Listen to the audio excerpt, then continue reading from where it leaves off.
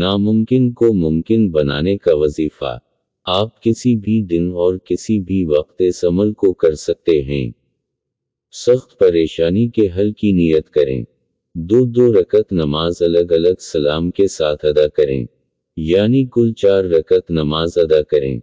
पहली रकत में सूरत फातिहा के बाद 11 मरतबा सूरत इखलास पढ़ें। दूसरी रकत में सूरत फातिहा के बाद 21 मरतबा सूरत इखलास पढ़ें। तीसरी रकत में सूरत फातिहा के बाद 31 मरतबा सूरत इखलास पढ़ें। चौथी रकत में सूरत फातिहा के बाद 41 मरतबा सूरत इखलास पढ़ें। नमाज के बाद 51 मरतबा दरूद शरीफ पढ़ें।